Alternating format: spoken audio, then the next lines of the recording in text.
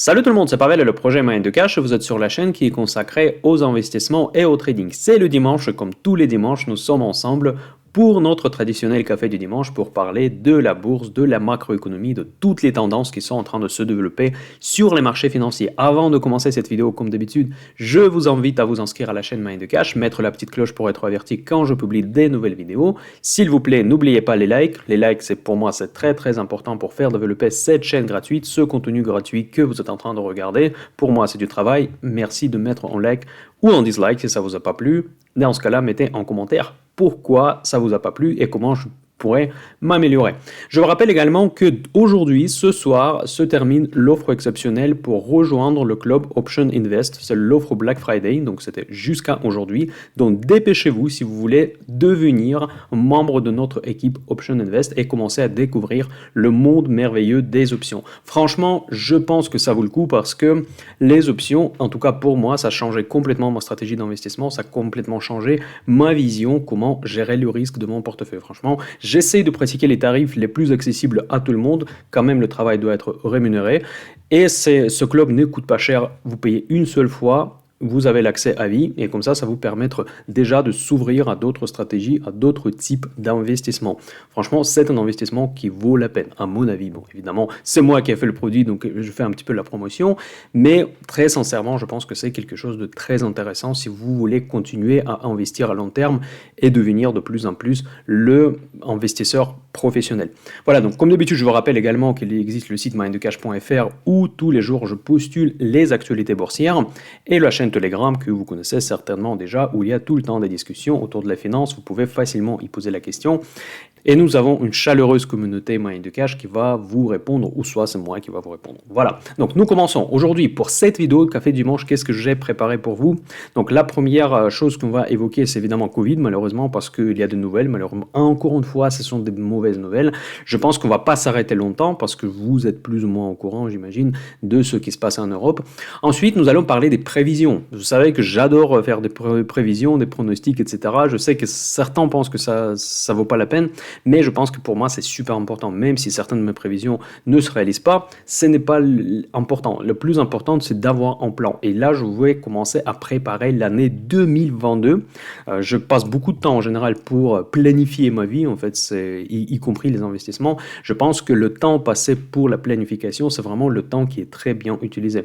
Souvent, on sous-estime justement ça. Je fais un petit peu de life hack et de time management, mais dans tous les cas, je pense que l'investissement dans la planification de votre journée déjà, de votre semaine, de votre année, quel que soit le domaine, ça vaut le coup. Franchement, en tout cas, c'est comme ça que moi je structure mon travail et je vous conseille au moins d'essayer cette approche. Et donc là, dans cette vidéo, nous allons planifier, commencer, en tout cas, je pense qu'il y aura plusieurs vidéos à ce sujet, préparer l'année 2022, qu'est-ce qu'on va faire, quels sont les enjeux qui nous attendent en 2022.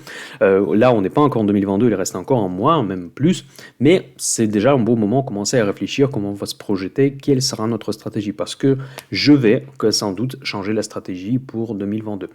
Et à la fin de la vidéo, comme d'habitude, c'est Crypto Game. J'ai fait un sondage sur la chaîne Telegram récemment, si ça vous plaît.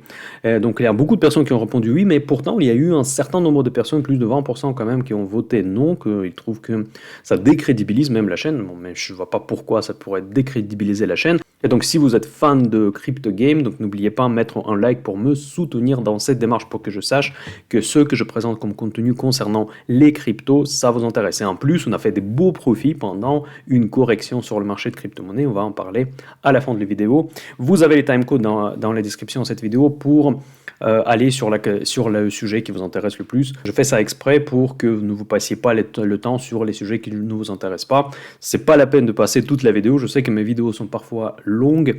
Donc, si un sujet ne vous intéresse pas, je ne vais pas me vexer si vous passez sur un autre thème qui vous intéresse plus. Voilà, maintenant nous commençons par notre tableau de bord très rapidement. Voilà, sur les marchés financiers, il n'y a pas grand-chose qui a changé. Les marchés se sont corrigés, ils ont commencé à entamer une petite correction. Bon, rien de grave pour l'instant.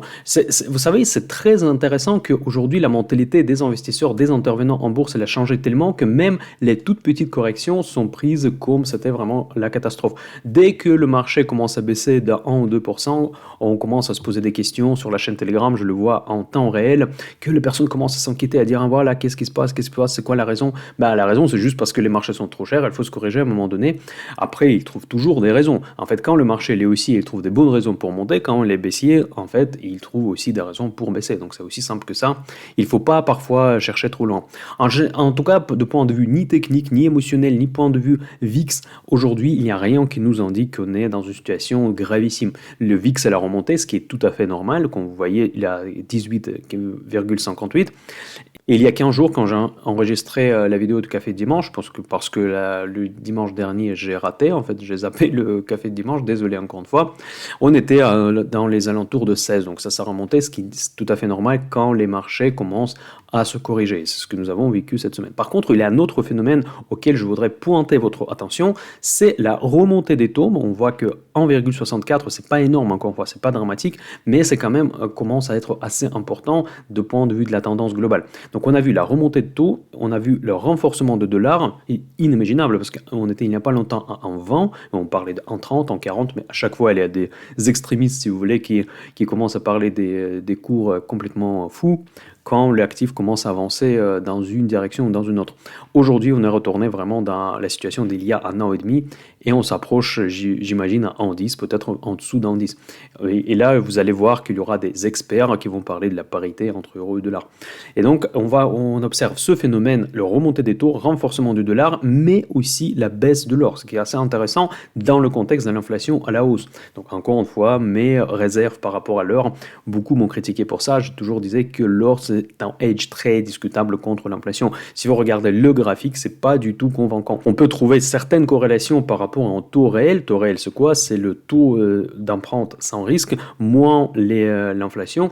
Là, on peut trouver certaines corrélations, mais même ça, ça ne marche pas à tous les coups. Donc pour moi, l'or, c'est un actif spéculatif, mais de point de vue émotionnel, un peu comme le Bitcoin d'ailleurs, on peut s'y intégrer en une certaine stratégie. Et d'ailleurs, très probablement, l'année prochaine, l'or fera partie de ma stratégie. Voilà, vous voyez comment le monde change, que même moi, même Pavel va commencer à investir dans l'or. Je vais commencer à trouver quelque part, et ça sera un sujet de cette vidéo, préparer ma stratégie pour l'année prochaine pour rester, comme je dis, tranquille biche. Je cherche toujours une stratégie tranquille biche qui me permet de dormir tranquille, avoir des actions dans lesquelles j'ai confiance, être exposé sur des actifs que je comprends, au moins que je comprends. J'investis parfois dans les actifs dont je ne comprends pas, notamment notre fameux crypto game, mais dans ce cas-là, je suis parfaitement conscient que je ne comprends pas ces actifs. J'investis des sommes qui, pour moi, sont complètement marginales. Donc, si je perds l'intégralité de cet investissement, pour moi, ça ne me fera pas du tout mal au cœur. Voilà. Donc, ça, c'est le principe, le grand principe d'investissement Mind de Cash, en plus aux trois piliers que vous connaissez déjà, l'analyse fondamentale, l'analyse macro et l'analyse technique, bien évidemment.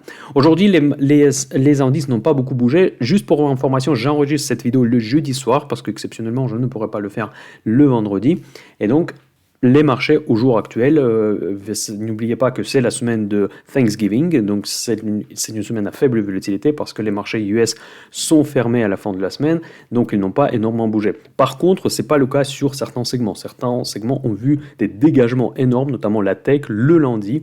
Si vous lisez mes posts sur minddecash.fr, si ce n'est pas le cas, je vous invite de le faire en s'inscrivant gratuitement sur le site. Évidemment, tous les liens sont dans la description de cette vidéo. Vous allez tout savoir parce que j'essaie de récapituler et vous proposer déjà le résultat synthétique des différents articles de la presse financière et mon avis en très très bref, littéralement en quelques lignes.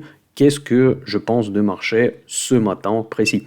Voilà, donc ces trois phénomènes, juste pour conclure ce que je voulais dire, que la hausse des taux, la hausse du dollar et la baisse de l'or, ça montre une seule chose, c'est le manque de liquidité dans le système. Donc manque de liquidité dans le système, c'est très dangereux. Vous savez que ce système actuel, bourré de l'argent facile des banques centrales, etc., pour la première fois depuis longtemps, commence à éprouver certains manques de liquidité. On risque de finir comme en 2018, mais ça ne va pas forcément se réaliser immédiatement. Ça peut prendre plusieurs semaines, ça peut prendre plusieurs mois, mais personne ne sait aimer les marchés, ni moi, ni deux autres blogueurs, même si ils prétendent pouvoir le faire. Donc vous devez être conscient que vous ne savez pas aimer les marchés, mais la situation aujourd'hui elle est très similaire à la fin de l'année 2018, quand tous les actifs, toutes les classes d'actifs ont baissé d'un coup parce que la Réserve fédérale, elle a fait quoi? Elle a d'abord arrêté les QE, ensuite elle a commencé à remonter les taux. Aujourd'hui, nous sommes juste au début de le tapering, donc la fin des QI. On ne parle même pas de la remontée des taux, même si certains en parlent, mais ça elles sont vues pour l'instant comme des rêveurs. Et je ne partage pas nécessairement cette opinion, que les taux vont remonter peut-être l'année 2022. Mais pour l'instant, ce n'est pas à l'ordre du jour. On vient juste d'entamer ce programme de tapering. Mais attention, l'histoire en bourse ne se répète pas nécessairement. Donc les marchés peuvent anticiper parce qu'ils ont déjà vécu ce processus en 2018. Ils savent comment ça se termine et donc rien n'empêche d'anticiper au marché et de commencer à solder tout avant que ça ait été le cas en 2018. Voilà, en gros c'est ça l'idée. Je ne veux pas trop parler des prix d'énergie parce que c'est un sujet quand même particulier, donc là j'ai pas grand chose à vous dire, je pense que vous connaissez déjà, on rentre dans la saison hivernale, vraiment le froid arrive, en tout cas dans ma région, et les prix de l'énergie, le fameux Energy Crunch dont je décris en détail dans mes posts journaliers, est toujours d'actualité, toujours les problèmes d'approvisionnement de gaz, patati patata, donc toute cette histoire que nous avons déjà évoquée. Donc en gros, ça reste cher, ça reste volatile, c'est pas le sujet de cette vidéo. Voilà un petit bref passage sur l'histoire de coronavirus. Comme vous le savez parfaitement, je ne veux pas m'arrêter longtemps, comme je vous ai dit, que les cas de Covid sont en train d'exploser en Europe déjà. L'Allemagne, ils ont conseillé de passer au nouveau en télétravail, pareil pour l'Autriche. En Belgique, c'est pareil, donc j'imagine encore, il y en a d'autres pays que je n'ai probablement pas suivis. Le constat est lequel? Donc que la pandémie peut revenir. Donc du coup, on devra reparler malheureusement à nouveau de ce risque de Covid. Quelles seront les conséquences? Parce qu'aujourd'hui, on ne peut plus se permettre de refermer les économies. Comment vont agir les gouvernements pour vraiment gérer cette nouvelle crise, qui est cette nouvelle 5e vague, je compte plus ces vagues. Donc comment ils vont dans les conditions actuelles avec les dettes qui ont explosé, maintenant que le chômage, bon, il a été préservé grâce aux emprunts gouvernementaux qui nous ont permis de financer à crédit ce système social. Et maintenant, on a en plus de l'inflation, on n'a pas énormément de croissance. En fait, on a une croissance de la réouverture purement technique, mais on n'a pas vraiment d'une croissance structurelle. On a une pénurie de tout et maintenant, on risque de se refermer. Donc, vous voyez quel contexte nous attend avant d'entamer l'année 2022. Mais ça sera vraiment le sujet de cette vidéo. Je passe directement sur mon timeline que vous avez déjà vu pour cette année 2021. Et autour de ce timeline, je vous propose de commencer notre analyse de la prochaine année 2022. Quand on essaye de pronostiquer, quand on essaye d'anticiper quelque chose, il faut choisir les piliers, en fait, les piliers sur lesquels on va se baser, et ces piliers doivent être les faits, en fait, les choses qui sont quasi certaines. Donc après, évidemment, il y a toujours une certaine marge d'erreur qu'il faut prendre. Ça sera toujours très difficile de timer les certains phénomènes, parce qu'on peut avoir raison, mais il faut avoir raison au bon moment également. Donc c'est ça le plus difficile d'ailleurs. En fait, il y a deux challenges. En fait, challenge déjà de bien anticiper la situation future et aussi bien essayer de bien timer les événements économiques auxquels on pourrait s'attendre en 2022.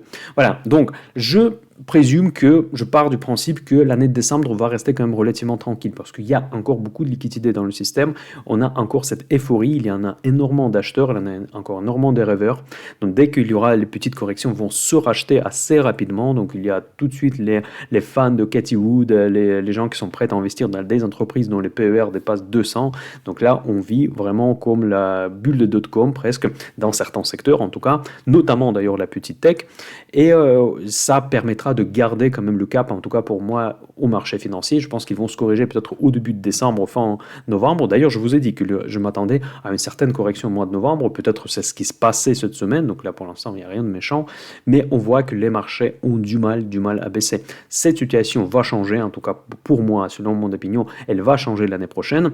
Mais je ne sais pas, je vais essayer de deviner quand est-ce que ça va arriver. Et je vais construire ma stratégie d'une manière pour être prêt au maximum. Je vais certainement renoncer à un certain profit, mais je veux être exposé où je trouve il y a encore des opportunités, il y a encore du potentiel, tout en étant très conservatif sur d'autres secteurs et à utiliser les hedging pour me protéger des corrections éventuelles. Après, évidemment, je vais essayer de timer, mais en tout cas, mon principe sera très simple. En fait, je vais quasiment pour tous les mois avoir un certain hedge. J'utilise la stratégie optionnelle. Donc, pour ceux qui sont déjà les membres de Option Invest, vous les connaissez déjà probablement. Donc, c'est la stratégie de bear spread, notamment, que j'utilise assez souvent. Quand j'achète une option put, je revends une autre put avec des strikes plus bas. Et donc, ces stratégies sont quand même ils sont pas compliqués, ils sont pas compliqués à partir du moment quand vous avez compris les principes des options. C'est pour ça que j'ai lancé un groupe parallèle où je peux accompagner les gens. Et donc, je vous invite quand même à vous intéresser à ces stratégies. Et pourquoi je vous conseille ça? C'est parce que ce sont des stratégies avec les pertes limitées. Donc, vous savez exactement combien vous allez perdre. Et quand vous prenez du hedging, vous allez souvent avoir tort parce que c'est tout le principe de l'assurance. Quand on achète l'assurance, on paye un certain montant et on espère que le sinistre ne va jamais arriver. C'est plus ou moins la même logique pour les hedging. Donc, on achète le hedging, on protège notre portefeuille, mais on espère que globalement tout se passe bien. Donc, à moins qu'on passe vraiment dans le camp des oursons et nous commençons à shorter les marchés. Je n'exclus pas que je vais passer dans le camp des oursons dans l'année 2022 et là, je vais vous expliquer aujourd'hui pourquoi je suis relativement pessimiste. Donc voilà, pour le mois de décembre, je n'ai pas spécialement d'avis. Je pense qu'il y a une petite correction fin novembre, début décembre. Ça va, on va dire, quelque part effacer les quelques indicateurs techniques type RSI pour après s'offrir un rallye de Père Noël, un Christmas rally, comme disent les Américains, et finir l'année sur une bonne note. Parce que beaucoup de fonds, en fait, beaucoup d'investisseurs veulent finir leur année sur une bonne note, toucher le bonus.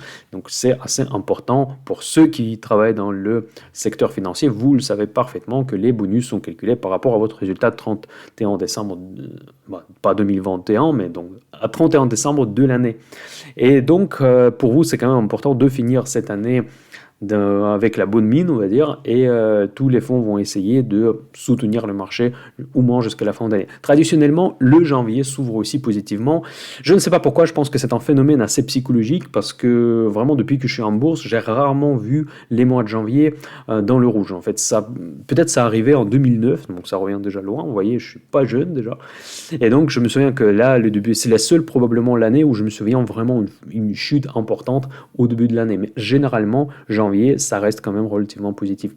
Même avec le tapering que la Fed a entamé, je pense que le mois de janvier, il risque d'être resté quand même encore assez positif, en tout cas sa première partie.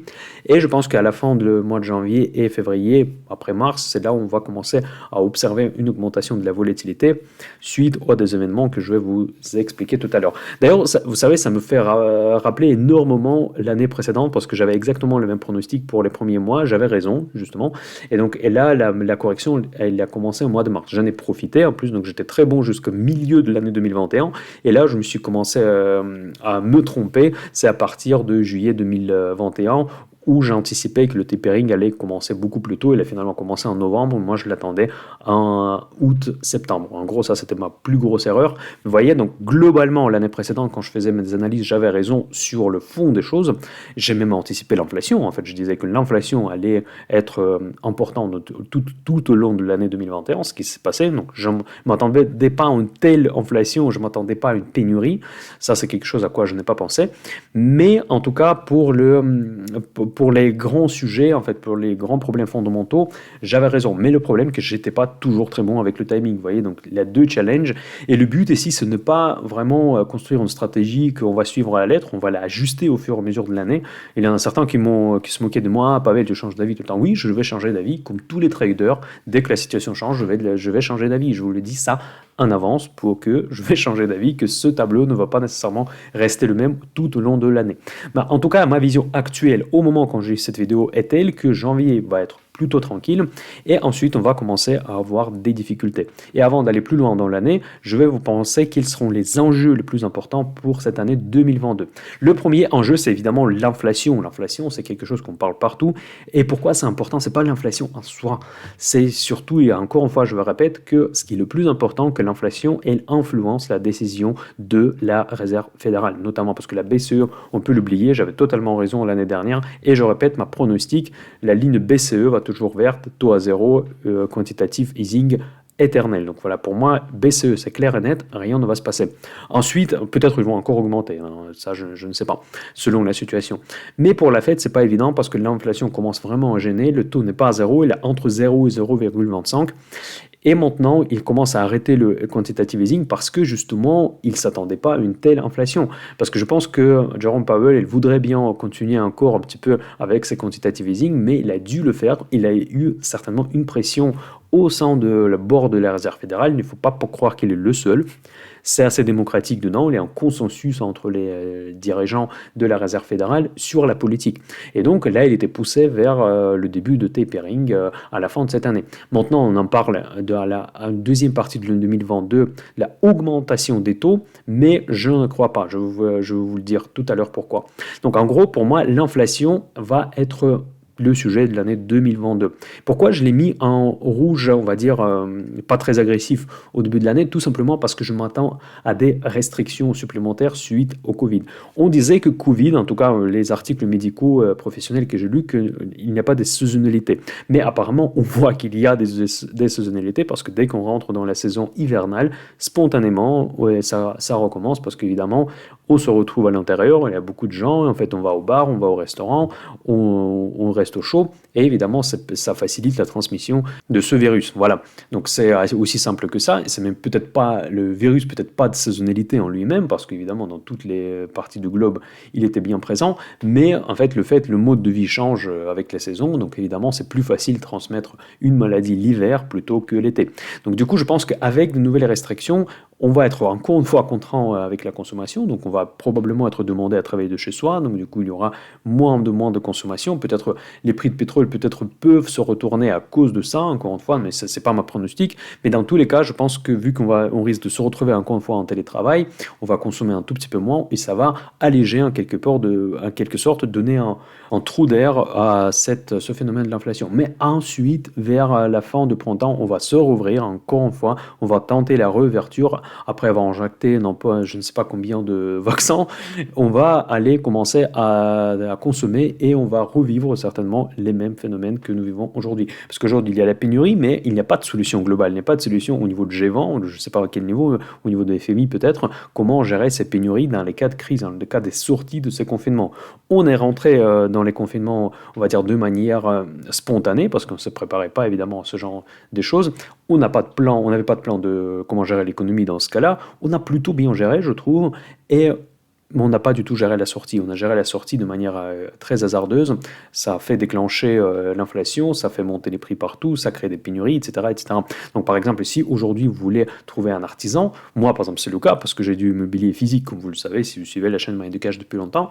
Donc, et c'est super compliqué aujourd'hui parce que tous les artisans sont débordés pour réparer les moindres choses. Franchement, il faut chercher bien, quoi. Et ça, c'est dans tous les domaines, c'est comme ça. Donc là, je vous parle des domaines qui me touchent directement, mais si vous êtes dans notre domaine, certainement vous avez les mêmes difficultés. Et donc là, on risque de revivre la même chose après la énième, la deuxième réouverture de l'économie, après on va dire quasi confinement. Bon, peut-être que ça va pas être appelé confinement, peut-être que ça sera moins restrictif, mais dans tous les cas, je pense que l'hiver, on aura plus de restrictions. Mais c'est déjà le cas, d'ailleurs, quand j'enregistre cette vidéo, c'est ce soir que Macron doit parler, je pense qu'il va annoncer encore des choses. Et finalement, on va vivre au moins partiellement ce que nous avons vécu l'hiver dernier. Voilà, donc faites quand même beaucoup attention à ça, et ça va avoir l'impact de l'inflation. On peut avoir quelques bonnes nouvelles au début de l'année 2022 par rapport à cette histoire de l'inflation. Mais cette inflation va revenir sans aucun doute dès qu'on se rouvre, c'est exactement le phénomène comme nous vivons aujourd'hui. Ensuite, du coup, la quantitative easing. Aujourd'hui, le consensus est suivant. Donc la Fed est en train de terminer ses QI, donc ça on le sait parfaitement. Normalement, mi-2022, ils ont promis de complètement sortir de leur intervention monétaire sur le marché de dette. Ok, donc ça c'est ce qu'ils nous promettent. Et ensuite, ils commencent qu'après ça, ils vont parler de l'augmentation des taux. Ce que je vous disais tout le temps, qu'avant de remonter les taux, il faut d'abord arrêter les QI. Je ne comprends pas pourquoi beaucoup des analystes, surtout en France, ils parlent de remonter des taux sans parler des QI. Ça j'ai déjà beaucoup remarqué sur l'APFM, genre ils disent « Ah oui, je pense que ça va augmenter les taux », comme si c'était possible d'augmenter les taux pendant les QI. Ça n'a aucun sens, en tout cas pour moi, ça n'a fait aucun sens. Et donc, pour moi, il faut d'abord arrêter les QI et après remonter les taux, et visiblement pour Jerome Powell, c'est pareil. Et donc, je ne crois pas, vous voyez, donc c'est là où je prends un énorme risque parce que je suis contre le consensus, donc je joue à nouveau un peu mon contrariant. Je pense que la remontée de taux, ce n'est pas à l'ordre du jour. Et je pense même que Jerome Powell lui-même ne pense pas ça. Donc je pense qu'il va essayer de le repousser jusqu'au bout et je pense que ça va pas être remonté en 2022, peut-être même pas en 2023.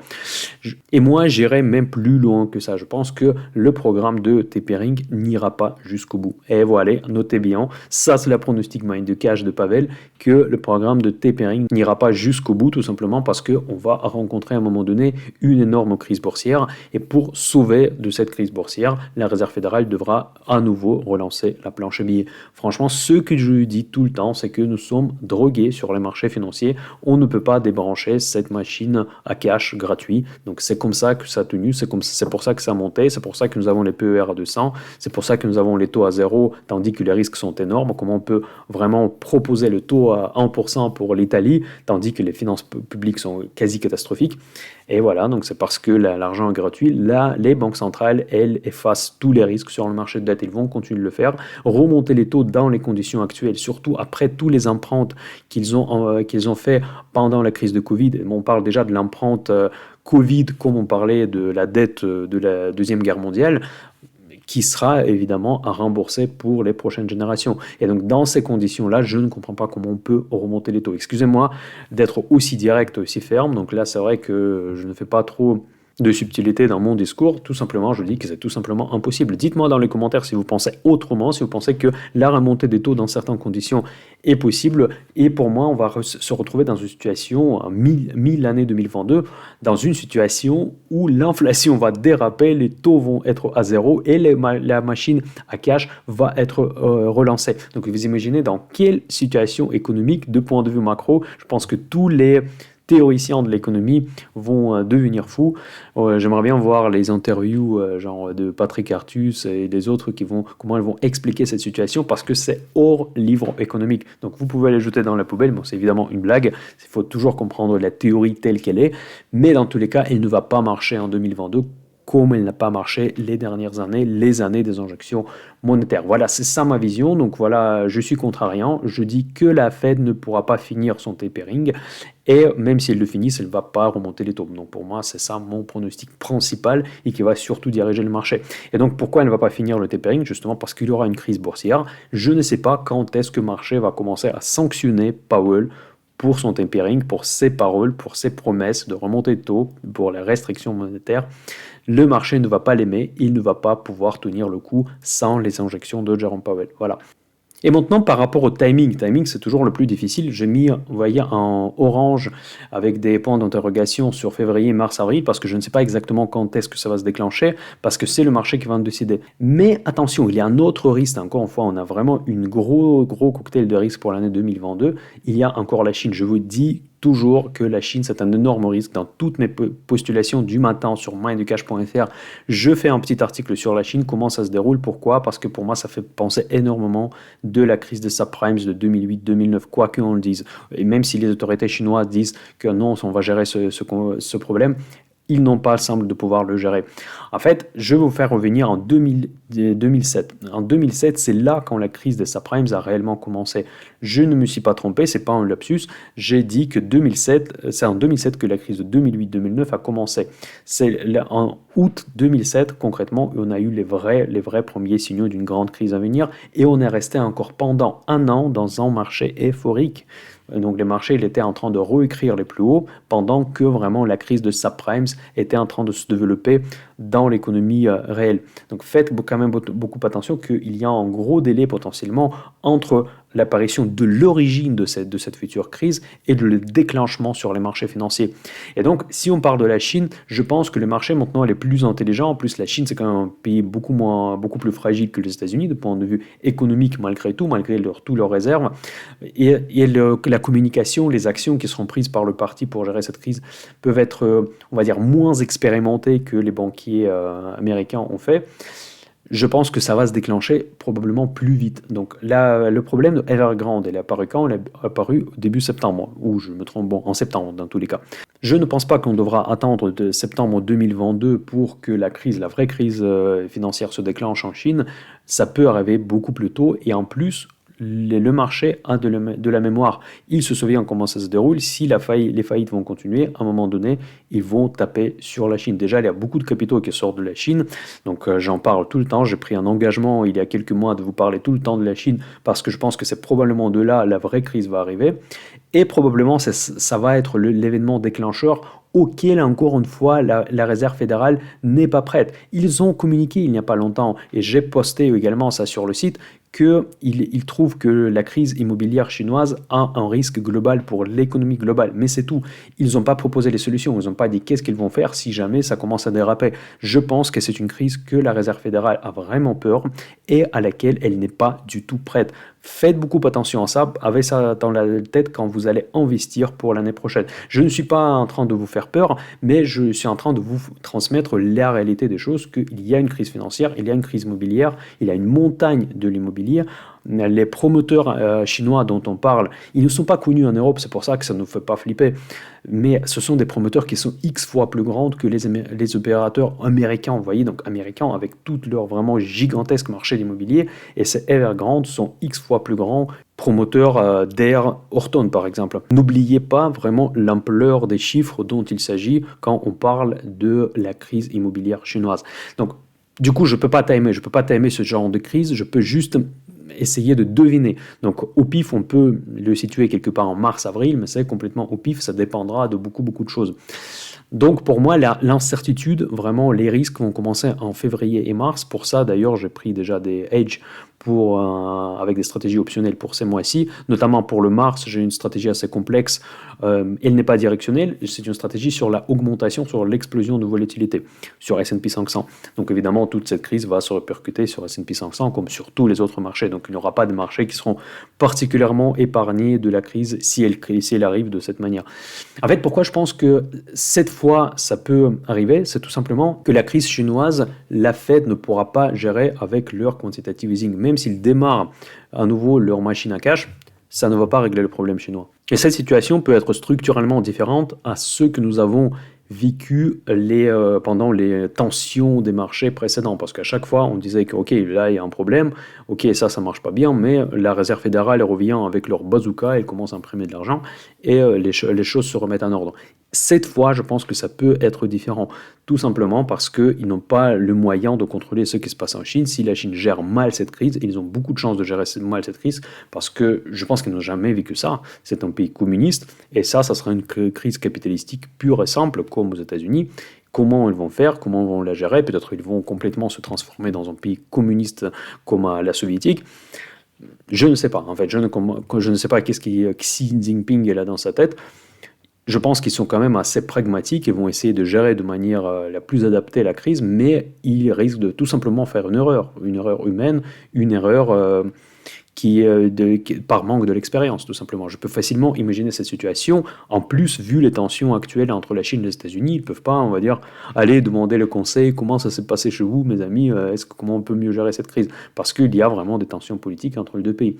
Donc la Chine risque de se retrouver toute seule à gérer cette crise immobilière et qui va se transformer nécessairement dans une crise financière, et essayer de monétiser probablement cette dette. Donc faites attention à ceux qui croient à yuan chinois, parce que ça peut sembler une devise forte vu leurs réserves, mais dans le cas extrême, cette puissance de la devise chinoise peut s'évaporer très rapidement.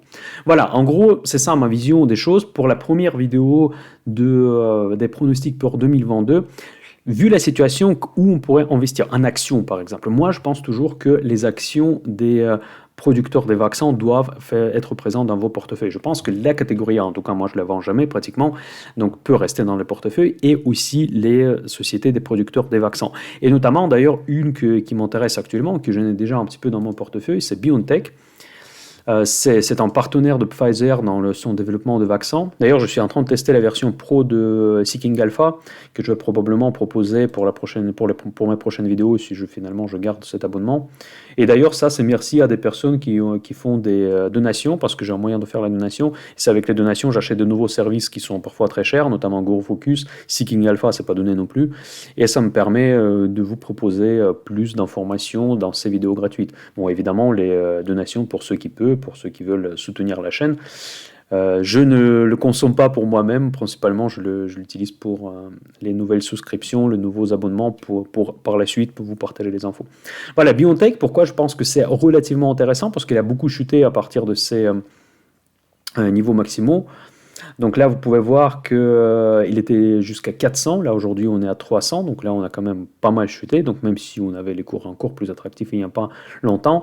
Là, je me suis positionné. Il était très volatile dans mon portefeuille. Donc là, il a pris en quelques jours 20% presque. Là, maintenant, j'ai reperdu ces 20%. Donc je me suis préparé à la volatilité. Peut-être pas à une telle volatilité, mais quand même, c'est assez intéressant. Qu'est-ce qu'il y a de particulier de cette entreprise? C'est tout simplement que, en fait, il a fait énormément de cash. Contrairement, ça va faire plaisir aux anti-vax qui croient au complot des grands pharma. Bon, pour BioNTech, c'était presque le cas parce que c'est une entreprise qui a vraiment profité des vaccins. Il a fait énormément de cash. Si vous regardez actuellement ses ratios, les PER, etc., ils semblent pas chers. Mais en fait, ils semblent pas chers parce qu'ils ont reçu une manne vraiment de l'argent. Pas facile, mais parce qu'ils ont quand même fait un produit. Et les analystes, ils croient que ça ne va pas continuer éternellement. Là, ce que j'aime bien, ce qui m'attire sur Seeking Alpha, qu'on peut voir dans les earnings, les estimations des analystes, en fait, de manière vraiment très structurée. Donc là, on voit en graphique qu'en gris, c'est la période, on va dire, historique, en fait, c'est ce qui est déjà passé. Donc, et ensuite, ça, ce sont les projections des analystes. Vous voyez qu'il y a encore une hausse au début de l'année 2022 qui va rester jusqu'à fin de janvier assez importante au niveau des earnings. Et après, il va baisser parce qu'ils s'attendent qu'il y aura moins de demandes pour les vaccins. Mais là, je pense que quand les analystes ont publié ces chiffres, ils n'ont pas pris en compte cette 5e vague parce que les chiffres arrivent toujours avec un retard. Je pense que cette stratégie, ces pronostics sont trop pessimistes. On aura déjà des rappels, ça c'est certain. Et combien de temps on aura besoin de ces rappels, on ne le sait pas. Est-ce qu'il y aura d'autres vaccins? Je pense que les entreprises comme BioNTech sont assez intéressantes à investir pour l'année 2022. Évidemment, ce n'est pas un conseil d'investissement. Je vous rappelle toujours que je suis un blogueur, je suis un amateur. Vous faites ce que vous voulez. Il y a aussi d'autres actions qui sont plus risquées, qui travaillent également sur les vaccins. Notamment, je pense à Sanofi. Sanofi, elle est très en retard par rapport dans le thématique du Covid. Mais il y a aussi des sociétés comme bioMérieux que nous avons dans le PEA. On a acheté aussi une entreprise Eurofins Scientifique. Donc, ce sont des valeurs que j'appelle la valeur Covid. Et donc là, je pense que je devrais les garder encore pas mal de temps parce que vu que le Covid revient, il y a aussi des sociétés américaines comme Quidel, comme Arcturus. C'est une petite biotech de la catégorie D qui propose une plateforme pour la création de vaccins. Donc, cette plateforme s'appelle Lunar et elle est déjà d'ailleurs utilisée par les grandes pharmaceutiques. Donc, c'est une entreprise qui m'intéresse beaucoup. Je n'ai pas encore dans le portefeuille, mais je la suis de près.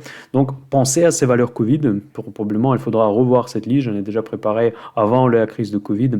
Maintenant, il faudra peut-être le revisiter et faire du stock picking dedans pour, encore une fois, élaborer une stratégie tranquille biche pour l'année 2022. Voilà, ça c'est une petite idée d'investissement de cette semaine. Comme je vous ai promis, dans chaque vidéo Café de Dimanche, je parle de 2-3 actions qui seraient intéressantes à investir. Ça ne va pas nécessairement dire que j'y investis aussi.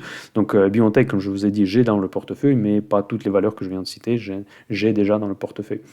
Voilà, maintenant, nous passons aux crypto-monnaies. Donc, je dis au revoir à ceux qui détestent les crypto-monnaies, les 20% de la communauté Mind de Cash qui n'aiment pas les cryptos. Et là, je dis rebonjour encore une fois à ceux qui adorent les crypto-monnaies.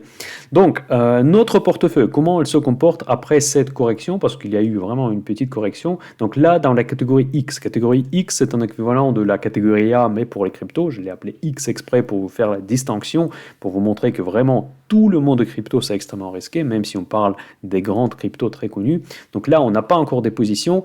Et la première idée que je vous propose aujourd'hui pour cette semaine, c'est justement profiter de cette correction pour commencer à remplir cette catégorie X. Est-ce que n'achète Bitcoin, Ethereum au niveau actuel de dimanche 28 novembre 2021. Voilà, donc ça, ce sera la première idée, ça va être facile, je pense, donc il ne faut pas faire beaucoup de stock picking. Dans les catégories Y, pour l'instant, on n'a pas réussi, donc on a investi la dernière fois dans Cardano et Stellar, donc on a moins 15% et moins 10% respectivement.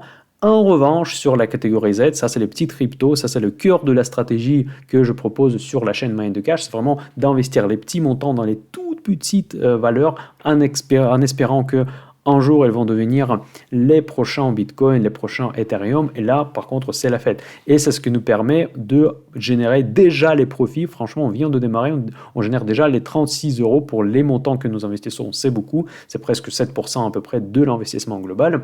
Et donc là on peut constater que le BATS, le Basic Token, c'est l'industrie de la publicité numérique, il a pris 36%. Chiliz, ça c'est socios.com, plateforme pour les sports et le divertissement, 11%, donc, mais ce n'est pas les plus gros. Et ensuite, le plus gros, c'est vraiment le Decentralized Land. C'est un logiciel de recherche dont c'était le réseau mondial d'utilisation exploiter le monde virtuel partagé. Justement, d'ailleurs, le monde virtuel partagé, et la semaine dernière, j'ai proposé Ascend. Ascend, ça serait vraiment le meilleur choix d'il y a 2 semaines parce qu'il a fait X fois depuis 2 semaines. Donc, vous savez, je commence à m'intéresser au secteur de méta-univers.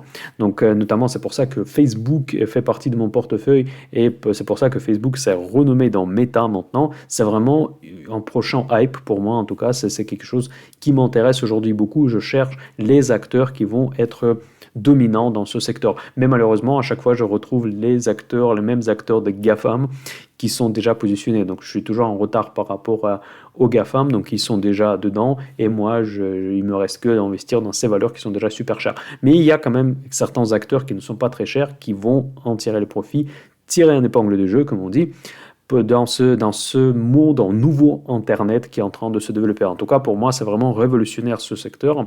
Quand j'ai commencé à investiguer un petit peu de quoi il s'agit, j'étais vraiment impressionné. Et déjà, les aboutissements, déjà le produit de Facebook qui s'appelle Oculus, il est déjà complet, il fonctionne déjà, il fait des trucs de folie. Donc, si vous ne connaissez pas de quoi il s'agit, dites-moi dans les commentaires, je pourrais faire une vidéo consacrée à Meta Universe pour vous présenter de quoi il s'agit. Ce ne sera pas forcément une vidéo d'investissement, ce sera une vidéo plus technologique, mais je vais passer mon temps, je vais faire tout le nécessaire pour vous informer, pour que vous soyez informés au bon moment et vous preniez les bonnes décisions pour investir, pour profiter de cette manne qui risque de tomber et pour qu'on soit prêt, pour qu'on soit investi dans les bonnes valeurs.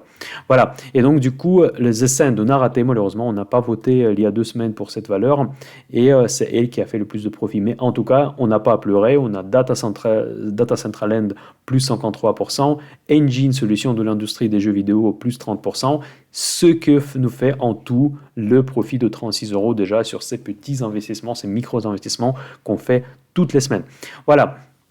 Donc, qu'est-ce que nous faisons cette semaine? Donc, les 2 premières idées que je vous propose, c'est Bitcoin, c'est Ethereum. Et évidemment, je vous propose de corriger notre erreur, malgré la hausse, d'investir dans le The Sandbox est une metaverse virtuelle où les joueurs peuvent créer, posséder et monétiser leurs expériences de jeu. Donc, en gros, c'est tout à fait dans l'esprit de ces méta-univers. Donc, et moi, je veux être présent, y compris avec les cryptos. Je pense que ça va générer du hype un peu sur toutes les classes d'actifs. Voilà, dites-moi dans les commentaires ce que vous en pensez. Proposez-moi aussi des tickers. Et à la fin de la journée de dimanche, je vais poster comme d'habitude un sondage sur YouTube. Ça sera dans l'onglet discussion ou le community si vous êtes en anglais.